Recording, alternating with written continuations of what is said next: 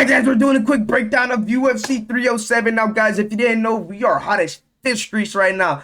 5-0 in our resume, baby. And I'm not like these other YouTubers where I'm just telling you who to bet on. I'm putting my money where my mouth is. And if you think I'm lying, check our community tab. Check our latest videos and it'll show you that I'm putting my money where my mouth is. Now guys, join a community. It's for free, baby. And if you don't like it, you can go ahead and leave later. But join a community, like the video. It helps with the algorithm. Let's make this big, man. And guys, I'm definitely going to hear you guys out in the comment section. I respond back, motherfuckers. So talk to me in the comment section. Let me know what you guys think. But we have the first fight, and it is the main event. We have Khalil Roundtree versus Alex Pereira. Now, guys, I know a lot of you guys think that this whole entire fight card is going to be boring, but I disagree. I believe this should have been done at the Sphere. And a lot of you guys are thinking that Alex Pereira should wash to Khalil Roundtree, because if you look at the fight odds, minus 500 on Alex Pereira and plus 350 on Khalil Roundtree. But I don't think it's going to go the way that you guys think it's going to go. I think Khalil Roundtree has a freaking huge chance to go ahead and wash through Alex Pereira. I'm talking about beat him in all 5 rounds in all aspects of MMA. Now, guys, just hear me out here. Now, Alex Pereira is a two-trick pony. He has his left hooks, he has his punching power, and he has his leg kick power. But there's nothing else after that. Now, Khalil Roundtree, what he has is his punching power. If he finds a second thing to do and possibly a third thing to do, a plan B and a C here, he's going to be able to beat Alex Pereira, because we all know Alex Pereira does not have a third plan into this game plan. He only has 2 plans. That's to kick you and to punch you. If Khalil Roundtree could go ahead and use his punching as a threat and his wrestling as a threat, even though a thing about Khalil Roundtree that we all know is that he never attempted a wrestling takedown in the UFC. You motherfucker, you should change that. You should go ahead and utilize your takedown, your true MMA mixed martial arts skills against Alex Pereira. And I believe he's not going to be dumb enough to just purely stand up at Alex Pereira. So if he can use his punching power and his takedown offense against Alex Pereira, and possibly a kicking strategy in his game plan, he is able to beat Alex Pereira within all 5 rounds and all aspects of this MMA fight here. We don't know too much about Khalil Roundtree, but what we do know is if Khalil Roundtree were to face Israel Adesanya today, who do you have winning this fight? A lot of people go Khalil Roundtree. If you had Yuri versus Khalil, a lot of people got Khalil. If you had Jamal Hill versus Khalil, a lot of people have Khalil. If you have Sean Strickland versus Khalil Roundtree, a lot of people have Khalil Roundtree. So what we do know is that this is the best test that Alex Pereira is facing. And I don't know why you guys are downplaying him like he's just some chopped liver. So guys, let's look at it here. Orthodox versus Southpaw. This is easily one of those fights where a knockout can happen in this fight. Both these guys, their stance are different. Oh yeah, their hooks are going to land on each other, and it's more the fact who's going to survive that hook. If you look at signature strikes landed per minute, Alex Pereira is winning in that department. Signature strikes accuracy, Alex Pereira is washing him in that department. Takedown accuracy, Alex Pereira is even beating him in that department. You can tell he never goes for a takedown because the motherfucker is 0.0%. If you and this will let you know that in all aspects of this fight, no way, shape, or form, Khalil Roundtree should be able to win this. But the background story of this dude, his father died at the age of 3. Him growing up as a kid and growing up in his teenage year, even into present day, not having a father, it hurts him. And his father was murdered. So that it builds that extra burden in his heart. Grew up, became a fat boy. Now all of a sudden this guy is a behemoth in his size. How can you not go ahead and think this dude is a hardworking dude? It shows that he's a hardworking dude. Now, I think he's going to go in this fight, put in that work, and give Alex Pereira a hard night out. I don't know if he's going to beat him yet. Maybe we have to see the build-up of the fight. But, guys, I'm thinking about putting my money into Khalil Roundtree. And this is what I'm basically telling you guys, man. I'm going to do more research about it. But if we're looking into this fight, it's a lot of unknowns into Khalil Roundtree. It's like open up a mystery box. You can get something really bad or you can get a ray gun out of this bitch. So it's more of that factor you're getting from here. Alex Pereira, he's like a wall gun. You know what I'm saying? You pick him up, you pack a punch the gun, you know the gun is gonna be good. You don't know what you're getting out of this mystery box right here, and that's what I'm kind of looking into this fight about, like that aspect of things. So we're gonna do more thinking and more talking with that fight right there.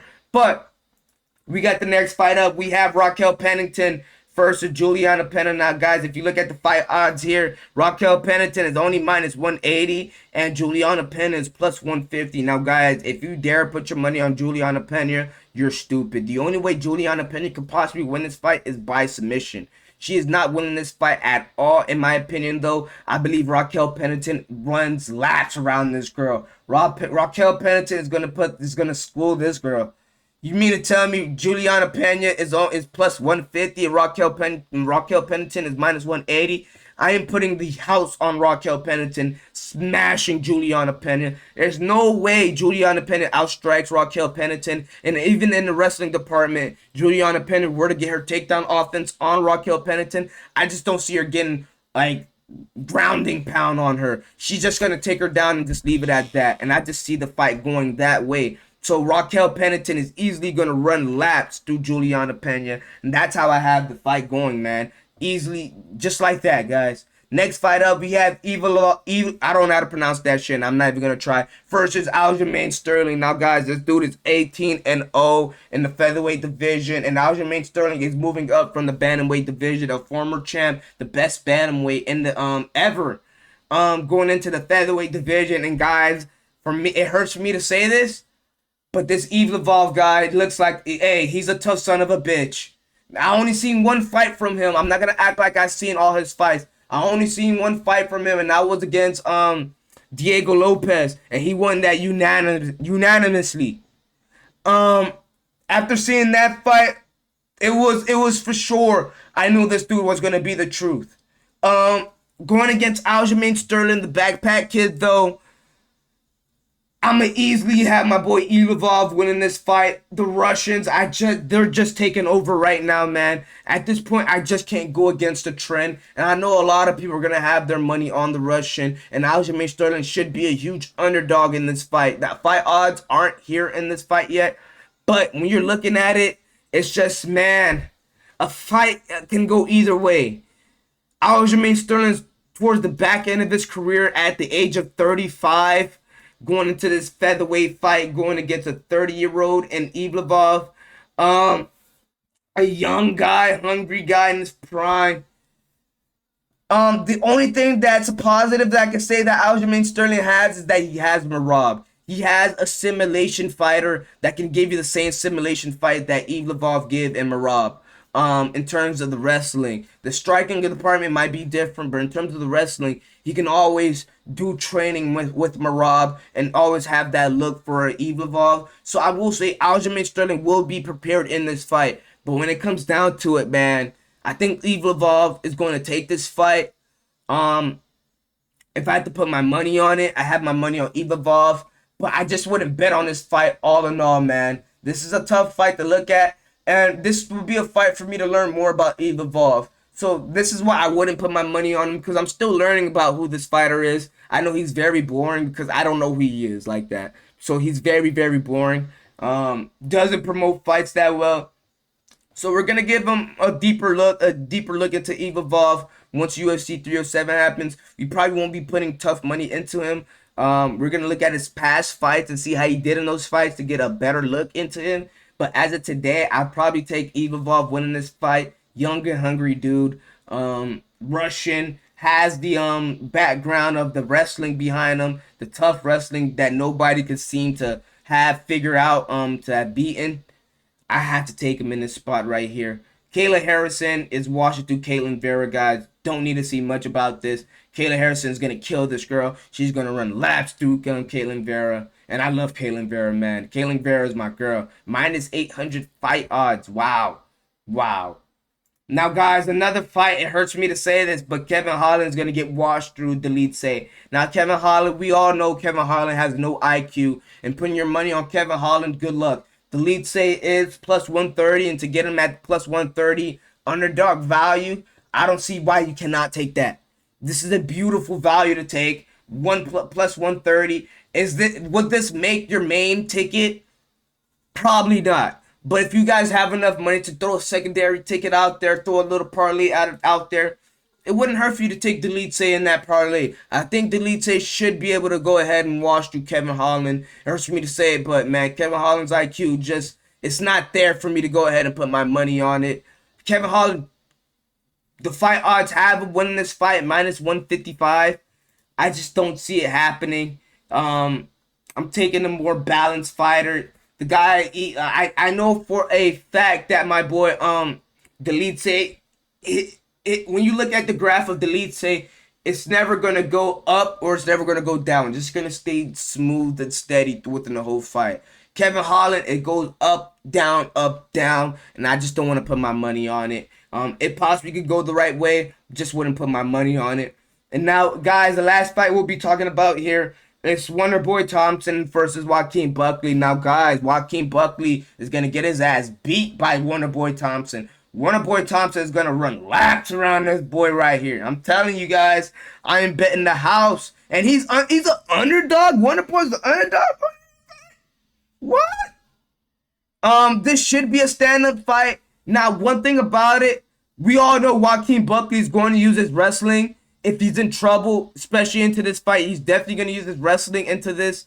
And it's not like Wonderboy hasn't seen the best of the best wrestlers. He's not like he hasn't seen the Bilal Muhammads of the world. He wanted to see the Shafkats of the world. You know what I'm saying?